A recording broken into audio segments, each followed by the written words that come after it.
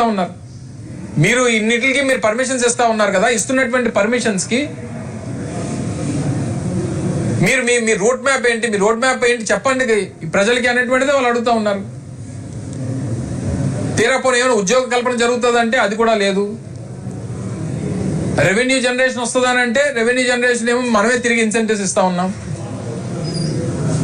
So ఇన్ని అపోహలు ఉన్నటువంటి దాని మీద మీరు ప్రజలు అడుగుతా ఉన్నప్పుడు సమాధానం చెప్పడం మానేసి మీరు ఈ రకంగా మీరు తీసుకున్నటువంటి నిర్ణయాలు, ఎందుకంటే ఈ వాటర్ రిక్వైర్మెంట్స్ గురించి ఉదాహరణకి అనకాపల్లి జిల్లా వచ్చారు నిన్న. సహజంగా ఖరీఫ్కి అనకాపల్లి జిల్లాలో ఈ సమయానికి ప్యాడీ దాదాపు 56,000 హెక్టార్లు పంట అనేటువంటిది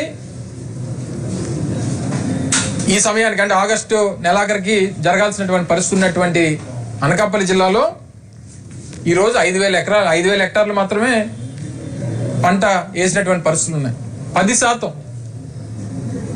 అన్నపూర్ణ అని పిలుచుకునేటువంటి ఆంధ్రప్రదేశ్లో ఈరోజు రాష్ట్రంలో ఉన్నటువంటి పరిస్థితులు అవి. ఈ వెన్నుపోటు పార్టీ అధ్యక్షుడు చంద్రబాబు నాయుడు గారు, ఈ రాష్ట్ర ముఖ్యమంత్రి చంద్రబాబు నాయుడు గారి తాలూకా దయవల్ల ఈ రాష్ట్రంలో ఉన్నటువంటి రైతులు పట్టినటువంటి గతి అది. రాష్ట్రంలో వర్షాభావ పరిస్థితులు ఈ రకంగా ఉంటాయని చెప్పి ముందు నుంచి హెచ్చరిస్తూ ఉన్నా, తీసుకోవాల్సినటువంటి ముందస్తు చర్యలు తీసుకోకుండా కనీసం 10% కూడా పంట పండించేటువంటి పరిస్థితుల్లో ఈరోజు అనకాపల్లి జిల్లా లేదు. అందుకే కరువు జిల్లాగా ప్రకటించాలని చెప్పి డిమాండ్ చేస్తా ఉన్నాం. ఈరోజు కేవలం ఒక్క అనకాపల్లి కాదు, రాష్ట్రం యావత్తు ఈరోజు కరువు రాష్ట్రంగా ప్రకటించాల్సినటువంటి పరిస్థితి వచ్చింది. దాని మీద చర్యలు ఉండవు, మాటలు ఉండవు.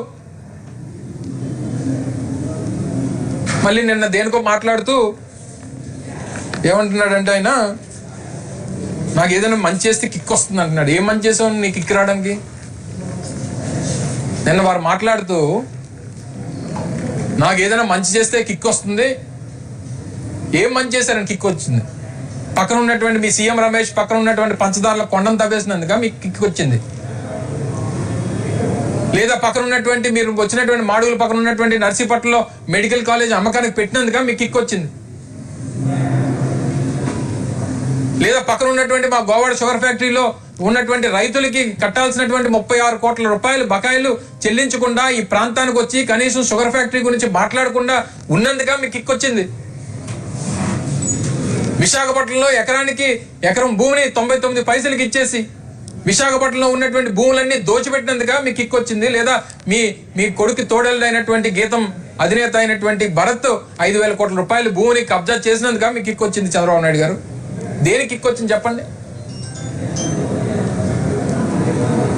లేదా విశాఖపట్నంలో ఆ రోజు ఉమ్మడి విశాఖపట్నం జిల్లాలో పూడిమడకలో ఫిషింగ్ హార్బర్ కట్టి ఆ ప్రాంతంలో ఉన్నటువంటి మత్స్యకారులకి ఒక భవిష్యత్తుని ఇద్దాం, వారికి బ్రతుకు తెరువు చూపించేటువంటి దానికి ఒక మంచి కార్యక్రమం చేద్దామని చెప్పి 200 కోట్ల రూపాయలు పెట్టి పూడిమడకలో ఫిషింగ్ హార్బర్ నిర్మాణం చేపడితే మీ ప్రభుత్వం వచ్చిన తర్వాత దాన్ని ఆపేసి మత్స్యకారులు కడుపు కొట్టినందుక మీకు కిక్ వస్తుంది చంద్రబాబు నాయుడు చెప్పండి.